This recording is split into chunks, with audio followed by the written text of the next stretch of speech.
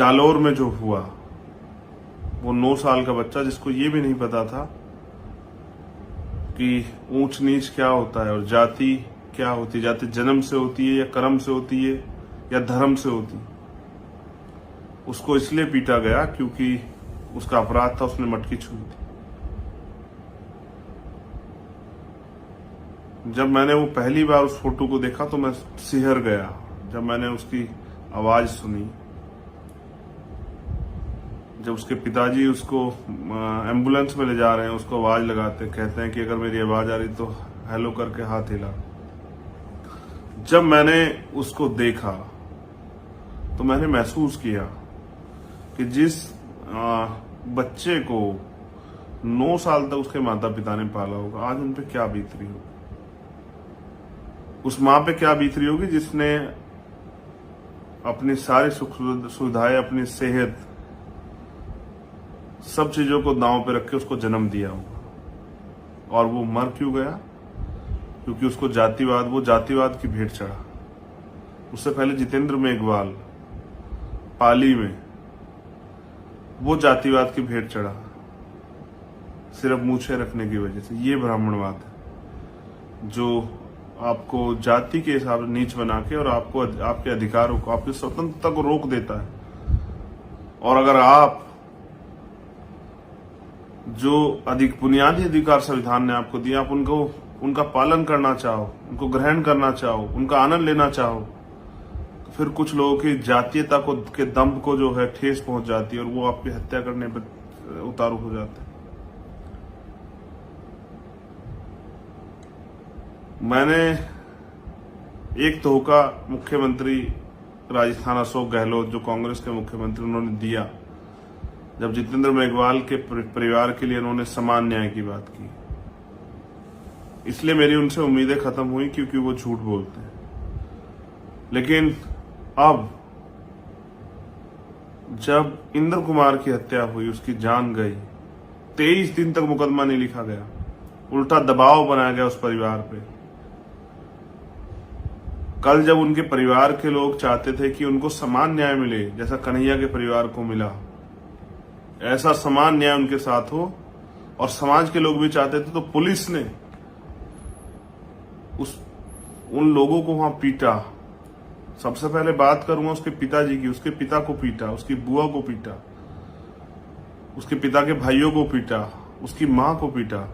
ये कांग्रेस की, राजस्थान की सरकार का न्याय। मैंने लिखा अपने ट्विटर हैंडल से कि न्याय मांगने पे चमड़ी दलितों की कैसे उधेड़ी जाती थी, ये आप अशोक गहलोत से सीखिए।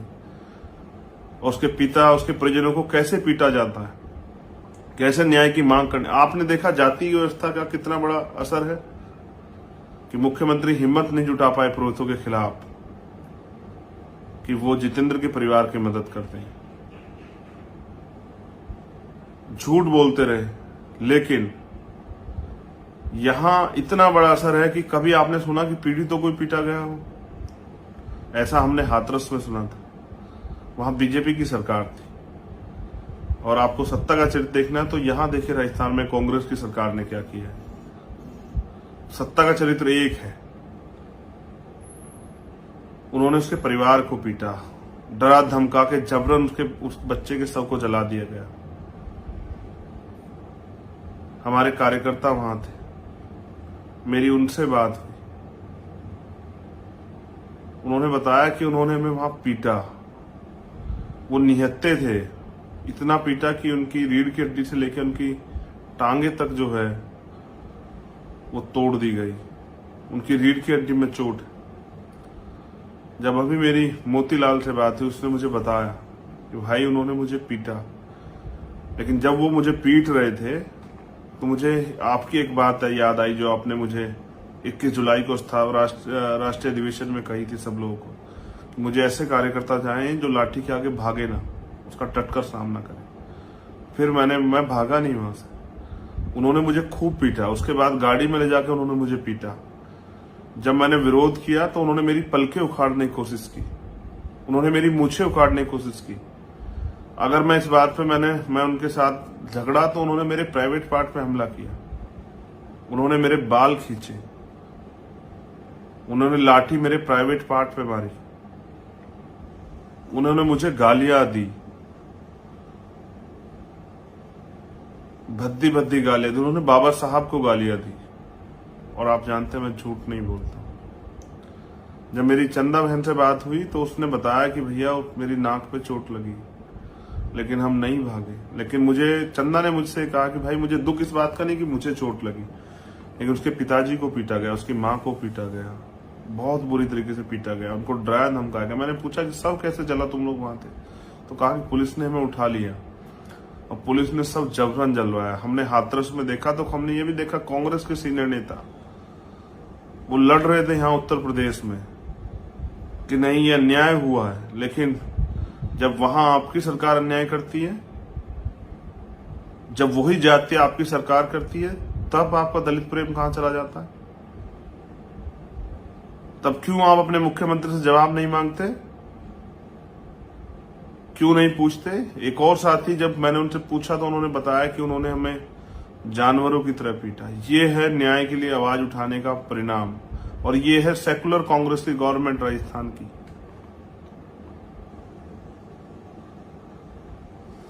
मुझे पता लगा कुछ एक वहां के कुछ जनप्रतिनिधि ने हिम्मत जुटाई कि इस अन्याय के खिलाफ उन्होंने अपने पद से इस्तीफा देने की मांग की।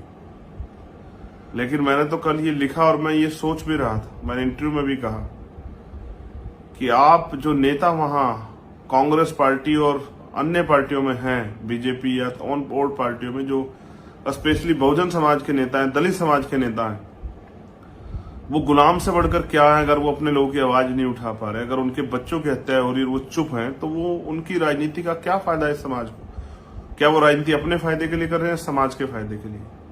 मैं पिछली बार गया था, मुझे उदयपुर एयरपोर्ट पर रोक देगा। मैं इस बार भी जा रहा हूं 18 तारीख में, हो सकता है मुझे रोक दें, हो सकता है कि वो मुझे जेल भेज दें जयपुर की तरह, जब मैं सीएचए की लड़ाई लड़ने के लिए। मैं नहीं डरता उनकी जेल से,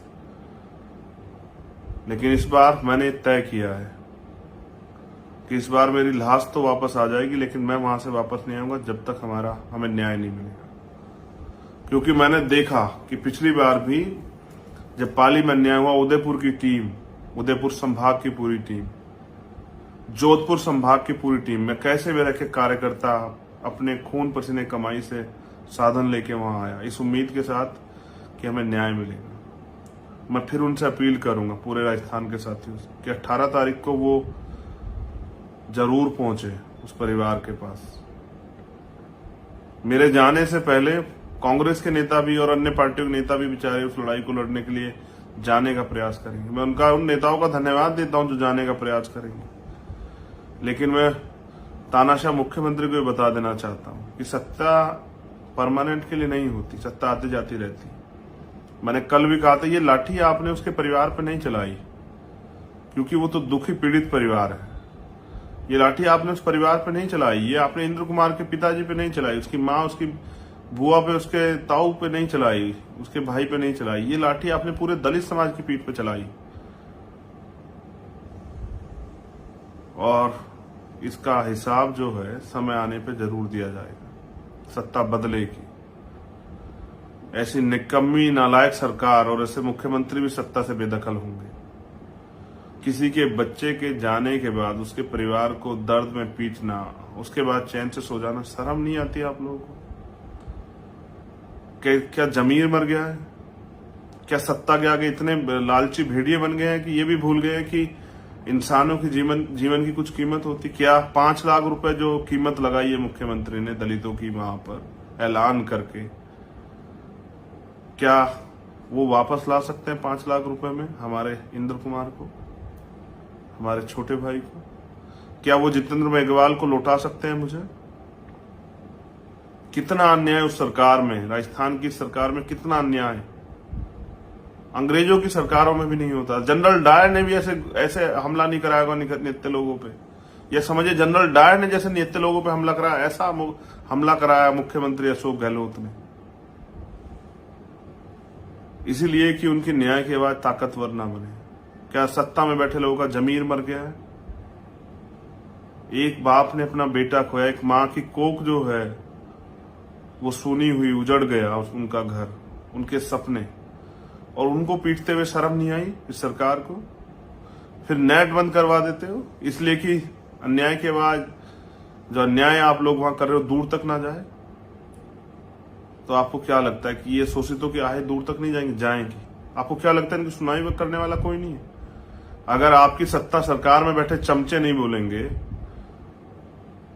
वो जो कैबिनेट रैंक और तमाम पदों पर बैठ के जो है वो जो लोग बैठे वो नहीं बोलेंगे, तो क्या आपको लगता है कोई नहीं बोलेगा? नहीं।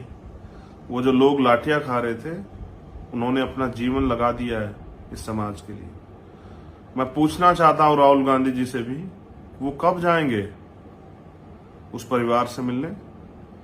मैं पूछना चाहता हूं देश के प्रधानमंत्री जी से भी कि कौन सा आजादी का महोत्सव जहां आज भी ये इतनी गैर बराबरी है कि मूछें रखने पे, घोड़ी बैठने पे, मटकी छूने पे, मंदिर जाने पे हमारी हत्या हो जाती है, हमारे बदन से हमारी खाल को उधेड़ दिया जाता है, हमारी चमड़ी खींच ली जाती है।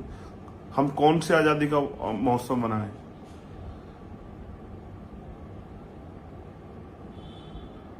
तो मैं तकलीफ में तो हूं, लेकिन मैं जानता हूं कि शोषितों को ये सहना पड़ेगा जब तक वो अपनी आजादी के लिए नहीं लड़ेंगे। बाबा साहब ने भी कहा, अन्याय करने वाले से ज्यादा अन्याय सहने वाला ज्यादा दोषी होता है। उन्होंने ये भी कहा कि अगर आप अन्याय के खिलाफ लड़ते हुए आपकी मौत हो जाती है तो आपकी आने वाली पीढ़ी इसका बदला जरूर लेंगी, लेकिन अगर आप अन्याय सहते हुए मर जाते हैं तो आपकी आने वाली पीढ़ी गुलाम बन जाएगी। उन्होंने कहा बलि बकरों की दी जाती, शेरों की नहीं। उन्होंने हमें सिखाया, शिक्षा शेरनी का वो दूध है जो पिएगा वो दहाड़ेगा। हम शिक्षित लोग हैं, अगर हम अपने समाज के खिलाफ हो रहे अन्याय खिलाफ, जो समाज के साथ अन्याय और उसके खिलाफ नहीं बोलेंगे तो कौन बोलेगा? उन्होंने कहा कि सम्मान का 1 घंटे का जीवन और गुलामी का हजारों साल का जीवन, उस सम्मान का 1 घंटे का जीवन, 1 दिन का जीवन उस हजारों साल के जीवन से बेहतर है। हम यहाँ गुलामी सहने के लिए पैदा नहीं हुए। क्यों हमारी चीखें सरकार को सुनाई नहीं देती? क्यों हमारा अन्याय जो वहां अशोक मेघवाल के परिवार के साथ, तो क्यों नहीं दे पाई सरकार ये न्याय? रोज वहां दलितों के साथ अन्याय होता है। कभी वहां सामूहिक रेप होता है चूरू में, कभी थाना गाजी में सामूहिक रेप होता है, कभी कुछ होता है, कभी कुछ होता है। अब तो आंसू भी सूख गए हमारे लोगों के, अब तो उनकी आवाजें भी कुंद गई है। अब तो वो इशारे से भी नहीं बता पाते। इतना अन्याय, और फिर अन्याय के बाद के खिलाफ आवाज उठाने पे लाठियों से पीटते। गोली क्यों नहीं चलवा दिया अशोक गहलोत आपने? कुछ लोग मर जाते, आपके कलेजों को ठंडक तो पड़ती, आपके उन सामंतियों के कलेजों को ठंडक तो पड़ती जिन लोगों ने इंद्र कुमार के साथ ये अन्याय किया। उनकी सोच को, टीचर तो समाज का दर्पण होता है, अध्यापक। हम आज भी गुरुओं का सम्मान करते हैं। मैं आज भी अपने गुरुओं के सम्मान में अपनी गाड़ी से उतर जाता हूं, उनके चरण स्पर्श करता हूं, क्योंकि मैं मानता हूं कि मेरे आज यहाँ पहुंचने में उनका योगदान है। उस शिक्षक के बारे में भी ये समाज ऐसा ही सोचता होगा। मेरे पिताजी खुद एक शिक्षक थे। उनके संस्कार, उनके विचार आज मेरे अंदर है। तो मैं सब कुछ छोड़ के शोषितों की लड़ाई लड़ने के लिए मैं यहाँ इस मैदान में हूँ। लेकिन उस अध्यापक को, उसने तो उस पद को भी कलंकित कर दिया। तमाम तरह के झूठ फैलाए जा रहे हैं कि वहां ऐसी कोई मटकी घटना नहीं थी, उसने मारपीट नहीं की। और ये वो लोग हैं जो हाथरस में भी उन रेपिस्टों के पक्ष में खड़े थे। यहाँ जाति का इतना बड़ा महत्व है, उसके अपराध कम हो जाते हैं, उसकी जाति के लोग उसके समर्थन में खड़े हो जाते हैं। और हम वो लोग हैं कि जब हमारे व्यक्ति से कोई गलती होती तो हम उसको खुद गिरफ्तार करवाते हैं, कहते हैं कि नहीं इसने गलत किया है। ये फर्क है हम और आप में। आप आज भी अपनी कुंठित मानसिकता को नहीं बदल पाए। आज भी आप चाहते हैं कि हम मोहताज बने रहें। आज भी आप हमें फटे हाल में, भूखमरी में, कुपोषण में, अन्याय में, जुल्म जाति का शिकार होते देखना चाहते हैं। आप आज भी चाहते हैं रेप हत्या हो समाज की और कोई आवाज ना उठाए। और हम ये नहीं चाहते। हम स्वाभिमान सम्मान का जीवन चाहते हैं। हम अभिव्यक्ति की आजादी चाहते हैं। हम समान अवसर चाहते हैं। हम संघर्ष करके आगे बढ़ना चाहते हैं, लेकिन हमारे रास्ते ये सब चीजें करके रोके जाते हैं। क्या इसका एक स्पष्ट संदेश नहीं? कौन माँ अपने बच्चों को स्कूल भेजेगी जब उसको ये पता होगा कि उस स्कूल में कोई वैसी दरिंदा बैठा होगा जो उसके बच्चे की जान ले लेगा? क्या ये हमें संदेश देकर डराया नहीं जा रहा है? तो डरे तो हम अंग्रेजों से भी नहीं, उनसे पहले मुगलों से भी नहीं, उससे पहले और जितने भी शासक आए आर्यन, हम डरे तो किसी से भी नहीं, तो आपसे कैसे डर जाएंगे। मैं राजस्थान की टीम को कहता हूं, हर एक कार्यकर्ता कि वो पहुंचे 18 तारीख में, क्योंकि ये लड़ाई अब आर पार की होगी। मैं किसी भी कीमत पे विड्रॉ नहीं करूंगा, मैं पीछे नहीं लौटूंगा। मेरी लड़ाई सिर्फ किसी एक गांव की नहीं, मेरी लड़ाई अन्याय के खिलाफ है, और मेरी नहीं, हम सब लोगों की साझा लड़ाई है। वो जो लाठियां पड़ी हैं, वो लाठियां मेरे कार्यकर्ताओं की पीठ पे नहीं पड़ी हैं, वो मेरी भी पीठ पे पड़ी है। वो मेरी बहन के नाक पे नहीं पड़ी है, वो मेरी नाक पे भी पड़ी है। वो पूरे इस दलित समाज की पीठ पे पड़ी है, इस वंचित तबके की पीठ पे पड़ी है, उन सब साथियों की पीठ पे पड़ी है जो SC ST OBC और माइनॉरिटी के लोग हैं, जो कमजोरों के रक्षक हैं। उन सब की पीठ पे पड़ी है वो लाठियां, जो कहीं ना कहीं जिन्होंने ये जाति का अन्याय सहा है, धर्म का अन्याय सहा है, उन सब की पीठ पे पड़ी है। अशोक गहलोत जी ये सूद समेत आपको वापस करेंगे। मैं ये भी जानता हूं कि वहां जितना पुलिस फोर्स लगाया होगा सब शेड्यूल कास्ट के मोस्टली लोग होंगे या बैकवर्ड माइनॉरिटी के, कि अगर हम उनके खिलाफ कुछ करें तो वो भी ना कर पाए, कि जाति बीच में आ जाए। लेकिन विश्वास कीजिए अशोक गहलोत जी, जाति बीच में नहीं आएगी। जिन अधिकारियों ने मेरे कार्यकर्ताओं के साथ अन्याय किया, मैं उन सबके खिलाफ मुकदमा दर्ज करवाऊंगा। आप वहां से नहीं करोगे थाने से, मैं DGP के दफ्तर के बाहर बैठूंगा जाके। अगर उसने आपका SSP, एडिशनल SP कोई भी शामिल होगा, हम सबके खिलाफ लड़ेंगे। हम आपके खिलाफ भी लड़ेंगे। अगर आप इस अन्याय में के मददगार आप हैं, उनके पीछे आप खड़े होंगे, तो हम आपके खिलाफ भी लड़ेंगे। अगर आप वहां से रोकेंगे तो हम जुडिशरी के जरिए लड़ेंगे। और अगर आपको लाठी मारने का इतना शौक है तो मैं भी आऊंगा। आप मारना लाठी, आप लगवाना लाठी। मेरे कार्यकर्ताओं को क्यों पीट रहे हो? मुझे ही पीटो, सीधा एहसास कराओ कि आप हम दलितों की को जो के नेतृत्व खत्म कर देना चाहते हैं। मैं आपके चरित्र को देख चुका हूं, मैं आपकी सरकार के चरित्र को भी देख चुका हूं। मैं पूरे देश में जो सत्ताधारी दल है उनकी सरकारों को, उनके चरित्र को देख चुका हूं। और मैं पूरे देश में जो जुर्म जाति अन्याय होता है दलितों के साथ, आदिवासियों के साथ, पिछड़ों के साथ, मुसलमानों के साथ, जैन, सिख, बौद्ध, पारसी, ईसाई, इन सब के साथ, महिलाओं के साथ, बुजुर्गों के साथ, वो सारा अन्याय हम रोज देखते हैं, क्योंकि एक बहुत बड़े संगठन से हम लोग जुड़े हुए हैं। उसके एक कार्यकर्ता हैं भीम आर्मी भारत एकता मिशन के। लेकिन ये जो अन्याय आपने किया है, ये अन्याय बर्दाश्त नहीं होगा। मैं अपनी बात को खत्म करते हुए अपने राजस्थान के साथियों से कहना चाहता हूं कि इतिहास याद रखेगा, आपकी पीठ पे जो लाठियां पड़ी हैं वो व्यर्थ नहीं जाएंगी। इंद्र कुमार के परिवार को भी और जितेंद्र मेघवाल के परिवार को भी न्याय मिलेगा। मैं दिखाऊंगा आपकी ताकत के आगे ये सत्ता में बैठे हुए लोग उस घर तक जाएंगे,